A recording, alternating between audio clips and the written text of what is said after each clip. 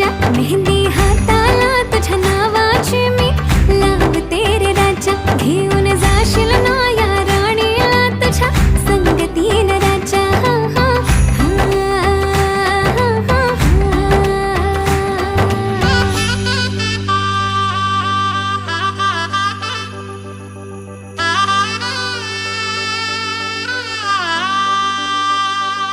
सजली ही नवरी बाई नवरोबासाठी ग, गाली हळदी चाले दिसते किती गोड ग. आई बाबांची लाडकी सासरला जाईल ग, सुखी राहा दिल्या घरी तो